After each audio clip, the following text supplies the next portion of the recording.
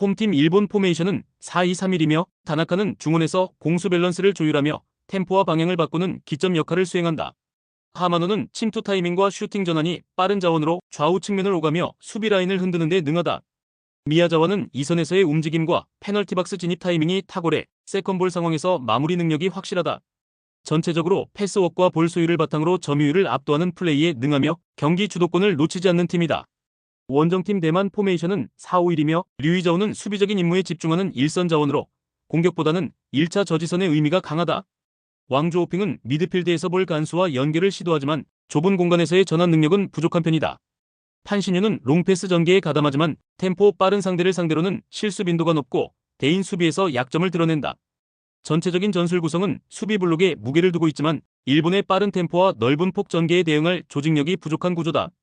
전술 완성도, 선수 기량, 볼 소유율 모든 요소가 일본 쪽으로 기운 매치업이다.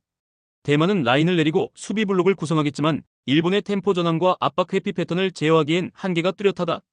전반부터 흐름을 내주게 될 경우 대량 실점 가능성까지 열려있는 구조다. 홈팀 대한민국 포메이션은 4-4-2이며 문은주는 좌측 윙에서 스피드를 앞세운 공간 돌파가 가능하지만 크로스의 정확도는 다소 기복이 있는 편이다. 이금민은 수비 가담과 활동량 면에서는 돋보이지만 골 결정력에서는 아쉬움을 보이는 경향이 있다. 지소연은 중원의 핵심으로 패스 배급과 탈압박 능력에서 안정감을 제공하지만 상대 압박 강도가 강해질 경우 볼 처리에서 어려움을 겪는다.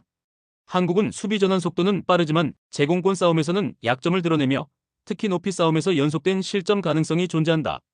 원정팀 중국 포메이션은 4-4-2이며 샤오는 장신 스트라이커로 강력한 포스트 플레이를 바탕으로 높이 싸움에서 확실한 우위를 점한다.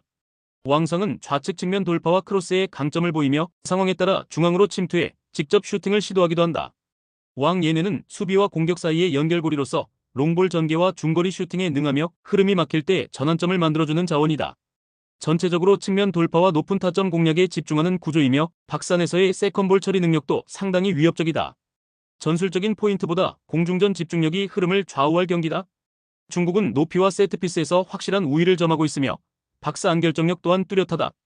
한국이 상대의 높이 공세를 90분 내내 막아내기는 쉽지 않으며 중국 중심의 스코어 전개가 유력하다.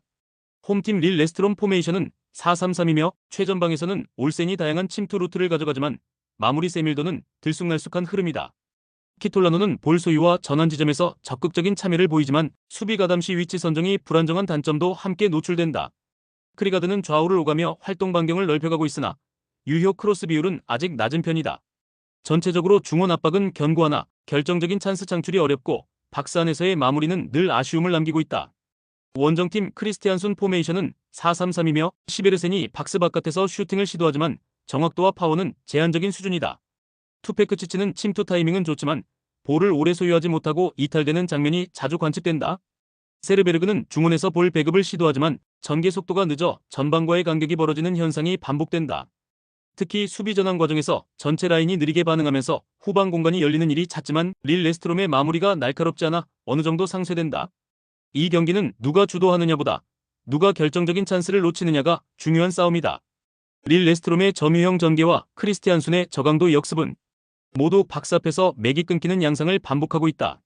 전술적으로 무리하지 않는 두 팀이 서로 실리적인 운영만 반복한다면 이 경기는 자연스럽게 무승부로 흘러갈 가능성이 높다. 홈팀 사릅스부르크 포메이션은 4-2-3-1이며 최전방에는 칼스바크가 포진해 있으나 측면과의 연계가 원활하지 못하다. 오르자사테르는 중원에서 볼을 끌어주는 역할을 맡고 있으나 템포 전환이 매끄럽지 못하고 전방으로의 연결 패스 정확도도 불안정하다.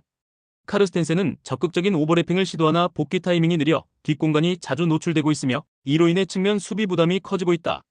전체적으로 수비 조직력에 헐거운 틈이 많고 강한 전방 압박을 견디는 체력적 기반도 취약하다. 원정팀 바이킹 포메이션은 4-3-3이며 트리픽과 스벤드센이 양쪽 측면에서 빠른 돌파와 크로스를 활용해 공격 템포를 주도하고 있다. 크리스티안센은 중원에서 안정적인 볼 배급과 방향 전환을 시도하며 공격의 연결 고리를 만들어가고 있다. 특히 측면에서 상대 수비의 뒷공간을 노리는 전개가 능숙하며 전방 자원과의 연계 속도도 일정한 수준을 유지하고 있다. 팀 전체적으로 에너지 레벨이 높고 전환 시 공격 숫자와 패턴이 다양해 사릅스부르크의 수비 블록을 붕괴시킬 확률이 높다. 경기 템포를 끌어올릴 수 있는 무기는 결국 측면 전개에 있다. 사릅스부르크의 수비 밸런스가 뒤로 갈수록 무너지는 흐름이라면 바이킹의 빠른 전개는 결정적인 무기가 된다. 전술 흐름, 수비 불안, 체력 강도까지 모두 감안할 때 바이킹의 우세 흐름은 충분히 승리로 이어질 수 있다. 홈팀 파리 생제르맹 포메이션은 4-3-3이며 두에는 좌우 움직임을 오가며 중거리와 박스 근접 슈팅 타이밍을 조절하는 자원이다. 바르콜라는 전방 침투와 함께 페널티 박스 외곽에서의 볼 터치가 정밀하며 루이스는 중원 중심에서 템포 조절과 패스 연결의 중추 역할을 수행하고 있다. 파초와 에르난데스가 퇴장 징계로 빠지긴 했지만 나머지 자원들이 세밀한 포지셔닝과 빌드업 루트를 통해 이를 메워내고 있다.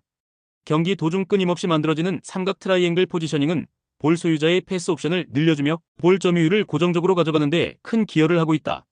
원정팀 레알 마드리드 포메이션은 4-3-1-2이며 곤살로 가르시아는 공간 침투와 1차 압박에서 활발히 움직이며 공격 템포를 높인다. 비니시우스는 좌측에서의 커싱과 박스 돌파에 강점을 지니고 있고 벨링엄은 프리롤 형태로 전체 흐름에 영향을 주는 자원이다. 다만 이번 경기에서는 딘 하이센의 결장으로 인해 후방의 수비 조합이 완전하지 않은 상태며 두 줄 수비가 낮게 내려가는 흐름이 반복되면 파리의 점유율 장악과 볼 전개에 계속 끌려다닐 수 있다. 삼각 포지셔닝의 세밀한 반복은 단순한 전술을 넘어 흐름, 장악의 상징으로 작용하고 있다. 파리 생제르맹은 중원 조합과 빌드업 템포 모두 안정화된 상태이며 점유율과 라인 컨트롤에서 분명한 우위를 점하고 있다. 하이센이 빠진 레알은 후방 조직이 흔들리며 중원 연계가 느려질 수밖에 없고 이 경기의 흐름은 결국 전술 디테일과 공간 이해도가 더 뛰어난 파리 쪽으로 기울게 될 것이다.